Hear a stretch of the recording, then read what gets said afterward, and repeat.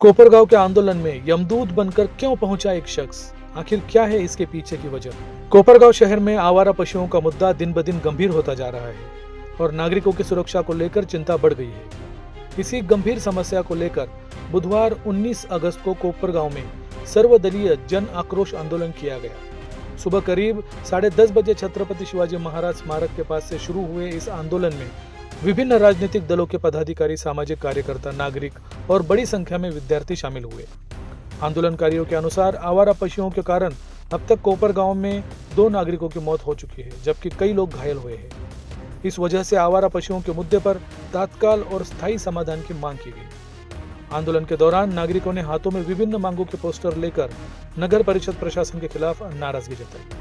आवारा पशुओं का तुरंत बंदोबस्त करो और नागरिकों की जान की सुरक्षा करो जैसी जोरदार नारेबाजी की गई। इसके बाद छत्रपति शिवाजी महाराज स्मारक से लेकर नगर परिषद कार्यालय तक मोर्चा निकाला गया। इस आंदोलन में एक खास बात ने सभी का ध्यान खींचा। कोपरगांव के एक नागरिक ने यमदूत का प्रतीकात्मक रूप धारण किया। आवारा पशुओं के कारण नागरिकों की जान को पैदा हुए खतरे और प्रशासन से कथित तौर पर इस मुद्दे की अनदेखी और ध्यान आकर्षित करने के लिए ये प्रतीकात्मक रूप अपनाया गया। मोर्चा जब नगर परिषद कार्यालय पहुंचा तो पुलिस ने प्रदर्शनकारियों को प्रवेश द्वार के पास ही रोक दिया। इसके बाद कुछ समय के लिए तनावपूर्ण माहौल बन गया और प्रदर्शनकारियों ने प्रशासन के खिलाफ जोरदार नारेबाजी की। इस दौरान विभिन्न सामाजिक संगठनों, स्कूलों, कॉलेजों और नागरिकों की ओर से आवारा पशुओं की समस्या को लेकर प्राप्त आवेदन और निवेदन प्रशासन को सौंपे गए। प्रदर्शनकारियों ने मांग की कि अब केवल आश्वासन देने के बजाय नगर परिषद प्रशासन को आवारा पशुओं की समस्या का ठोस और स्थायी समाधान करना चाहिए। आंदोलनकारियों का आरोप है कि आवारा पशुओं की समस्या को लेकर नगर परिषद प्रशासन को पहले भी कई बार निवेदन दिए जा चुके हैं, लेकिन अपेक्षित कार्रवाई नहीं होने के कारण समस्या लगातार गंभीर होती गई। वहीं नगर परिषद के मुख्याधिकारी अजीत निकम ने आंदोलनकारियों से चर्चा कर प्रशासन की भूमिका स्पष्ट की। उन्होंने आवारा पशुओं की समस्या को लेकर प्रशासन द्वारा की जा रही कार्रवाई और उपाय योजना की जानकारी दी। हालांकि आंदोलनकारियों ने साफ कहा कि अब सिर्फ आश्वासन नहीं बल्कि जमीन पर दिखाई देने वाली कार्रवाई जरूरी है। शहर में स्कूल जाने वाले छोटे बच्चे, महिलाएं, बुजुर्ग और वाहन चालक भी आवारा पशुओं के कारण खतरे में है। यह मुद्दा भी आंदोलन के दौरान उठाया गया। आंदोलनकारियों ने चेतावनी दी कि अगर आने वाले दिनों में इस समस्या पर ठोस कार्रवाई नहीं हुई तो दोबारा आंदोलन किया जाएगा। अब इस सर्वदलीय जन आक्रोश आंदोलन के बाद कोपरगांव नगर परिषद प्रशासन आवारा पशुओं की समस्या पर क्या ठोस कदम उठाता है, इस पर पूरे कोपरगांव शहर की नजर बनी हुई है। माझ्याला त्या मोकाट जनावरांचा त्रास होतो असं नाही, तुम्हाला सुद्धा त्रास होत असेल, त्या सत्ताधाऱ्यांचा असेल, त्या नगरपालिकेच्या सेवकांचा असेल, इथल्या पदाधिकाऱ्यांचा असेल, तुम्हाला सुद्धा निश्चित त्रास होत असेल आणि मग तो त्रास दूर व्हावा म्हणून आम्ही पुन्हा पुन्हा प्रयत्न करतो। आदरणीय आमदार आशुतोष दादांनी 2 दिवसापूर्वीच चीफ ऑफिसर साहेबांबरोबर चर्चा केली आणि त्यानंतर तुम्ही अजूनही दखल घेत नाही, अजूनही जनावरं इथं फिरतायत। आज या कोपरगाव शहरामध्ये जवळजवळ 250 ते 300 दिवस झाले त्यांना सत्तेत बसून, पण त्यांनी अद्यापही त्या गोष्टीचा विल्हेवाट लावलेली, म्हणजे आपण जे म्हणतो का मोकाट जनावरांना पकडण्यासाठी मोहीम राबवली नाही। त्यामुळे कोपरगाव शहरातील 2 जवान शहीद झाले आहे। या सगळ्या गोष्टीला जबाबदार कोण आहे? आज कालपासून त्यांनी ज्या वेळेला आम्ही सगळ्यांनी आंदोलनाचं त्यांना कोपरगाव शहरात कळलं, तर काल काहीतरी बाजारतळामध्ये जागा आहे म्हणे, त्या ठिकाणी गौशाळा आपण करणार। खऱ्या अर्थाने तुम्ही तिथे गोशाळा करणार आहे का?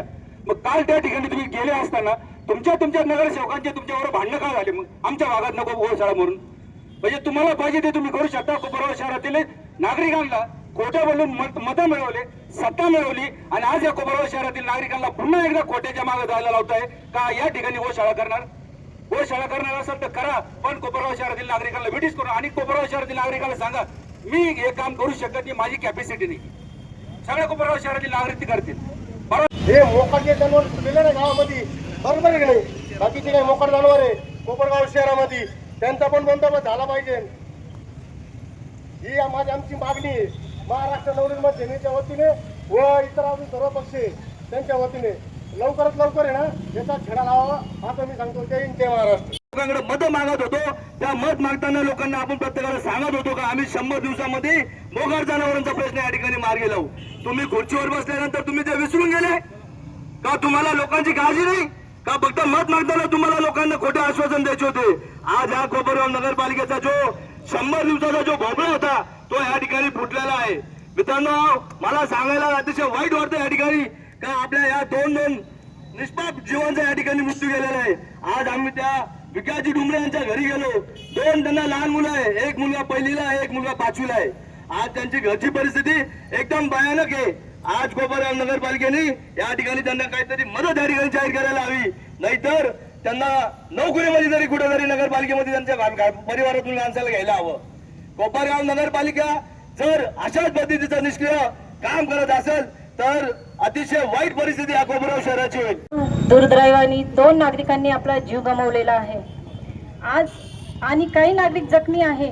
ही आपल्या कोपरगावकरांसाठी अतिशय गंभीर आणि दुर्दैवाची गोष्ट आहे. आज 100 दिवसाच्या जर वायद्यामध्ये हे सांगत फिरत होते का आम्ही मोकाट जनावरांचा बंदोबस्त करू, तर माझी प्रशासनाला विनंती आहे तुम्ही लवकरात लवकर या मोकाट जनावरांचा बंदोबस्त करा. कारण कोपरगाव शहरामध्ये जेवढे पण स्कूल आहे त्या स्कूलला सर्व छोटे छोटे चिमुकले शाळेत जातात, ट्युशनला सायकलीवर शाळेत जातात. उद्या जर या चिमुकल्यांना काही कमी जास्त झालं तर नगरपालिका काय करणार आहे. आमची प्रशासनाला खूप कळकळीची विनंती आहे तुम्ही लवकरात लवकर या गोष्टीकडे लक्ष देऊन मोकाट जनावरांचा प्रश्न मार्गी लावा अशी मी विनंती करते. जसं की आज आम्ही या ठिकाणी उपोषणाला बसलो, आंदोलनाला बसलो, सर्वपक्षीय आहे, या ज्येष्ठ नागरिक देखील आहे, हे तुमच्यासाठी आमच्यासाठी आहे. येथे पत्रकार आहे, पोलीस बांधव आहे. मी पोलीस मित्रांना सांगू इच्छितो ज्या ते तुम्ही आमच्यावर कॅमेरा चालू केलेला आहे. ज्या वेळेस कोपरगाव शहरात जसं एक यांच्या शासनाचं काम यांच्या पद्धतीने करतात, का बरं कोपरगाव नगरपालिकेला सूद येत नाही का? कोपरगाव शहरात तुम्ही 10-12 दिवस झाले तुम्हाला पत्र देऊन आणि तुम्ही त्याच्यात काय म्हणजे 8 ते 10 ओळ धरून आणले म्हणतात. 8-10 दिवसात तुम्ही फक्त 8-10 जनावर धरले.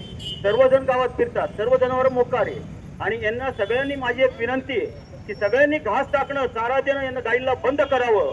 म्हणजे या मोकार ज्या गायी आहेत त्या कोपरगावात फिरणार नाही याचा सुद्धा आपण बंदोबस्त करून विचारपूर्वक काम करावं. सगळ्या नागरिकांना ही कहाणी द्यावी की कोणीही त्यांना घास टाकायचा असेल तर त्यांना एका ठिकाणी गोळा करून बाजार तळात किंवा त्या ठिकाणीच टाकावा. देण्याबद्दल कोणाची तक्रार नाहीये, पण आपण रस्त्यात जे टाकतो तर ते कायम त्या ठिकाणी गायी येऊन जनावर फसतात. ते बंद करा हीच आमची ज्येष्ठ नागरिकांना विनंती आहे आणि आपण सर्वजण या सामील व्हावं कोपरगावकरांनी, हीच आमची सर्वांची विनंती आहे की आम्ही मोकाट जनावरांचा बंदोबस्त करू.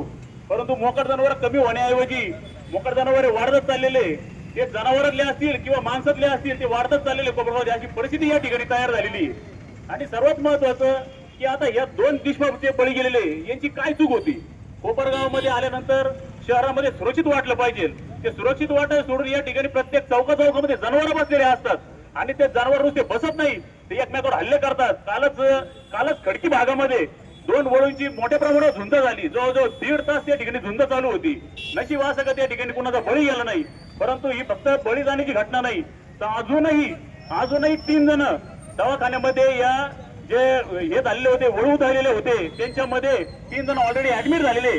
माझी तर पहिली नगरपालिका आणि प्रशासनाला मागणी ही आहे की जे मयत झालेले, जे मृत्युमुखी पडलेले त्या लोकांना पहिलं तर त्यांना मदत जाहीर केली पाहिजे. त्यांच्या घरच्यांना त्याचं पैसे वगैरे ते मिळाले पाहिजे.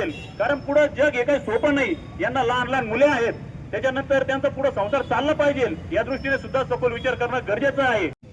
सगळीकडे हे सोशल मीडियाच्या मार्फत, परंतु तरीही त्या मुख्य ठिकाणीला अजून जाग आली नाही. अजूनही त्यांनी त्या जनावरांचा काही बंदोबस्त करण्याचा प्रयत्न सुद्धा केला नाही. अहो संदन साहेब, मी तुम्हाला विनंती करतो, 8 महिने झाले तुमचे, आता राहिले किती 4 महिने, 4 वर्ष 4 महिने. अहो वेळ असं निघून जात, फक्त खुर्चीची हूक तिथं भोगत बसलेले उपयोग होत नाही. तुम्ही, आमची विनंती आहे की 100 दिवसात तुम्ही सांगितलं की 100 ढापेचे आम्ही कामं केली. 100 ढापे टाकले म्हणजे 100 कामे झाले का? तुम्हाला जर काम करायला एवढं कोपरगाव दे.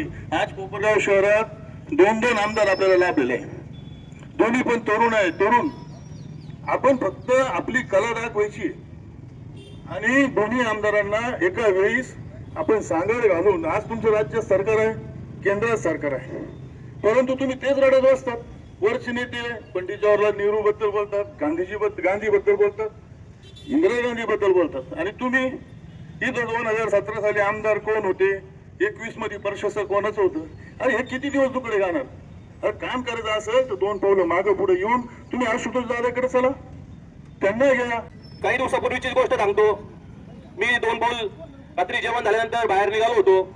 एक प्रेग्नेंट महिला आणि त्याचे मिस्टर हे दोघं जण त्या ठिकाणी रात्री फिरायला निघले होते. जेवण झाल्यानंतर डॉक्टरांनी त्या महिलेला सांगितलं होतं का तुम्ही त्या ठिकाणी फिरा, कारण की त्यांना थोडासा व्यायाम करावा लागतो. त्याच्यामुळे ते रात्री त्या ठिकाणी फिरायला निघले होते. मी पण त्यांच्या पाठीमागे चाललो होतो. अक्षरशः त्या ठिकाणी त्या बैलांनी असा उत्माळ घातला आणि ते 2 नवरा बायको पाठीमागे पळत आले. आणि ते पळत असताना मी त्यांना विचारलं काय झालं, तर त्यांनी सांगितलं का तिकडे त्या ठिकाणी बैलांच्या त्या ठिकाणी भांडण चालू आहे. तर तुम्ही विचार करा, अशा प्रेग्नेंट महिलांनी फिरायला जायचं कुठं, कोणाकडे त्यांनी दाद मागायची, त्यांनी का घरातच बसायचं का. तुम्हाला 1.5 ते 2 एकर जमीन मी देतो स्वतः, म्हणजे माझ्या बापाची नाही, आमचा काजीनाम आहे आणि त्याचे सगळे अधिकार माझ्याकडे, अधिकारपत्र. आणि ते जवळ नसेल तर आपले जे आहेत बाकी साहेब दूध व्यवसाय ते सगळे जण सांभाळत आहे रे. पण या जनावरांचा मेहरबानी करून बस बसता, नाही तर मोठं काहीतरी होऊ शकतं. लहान मुलांचे शाळेत जात येतात. जय हिंद, जय महाराष्ट्र.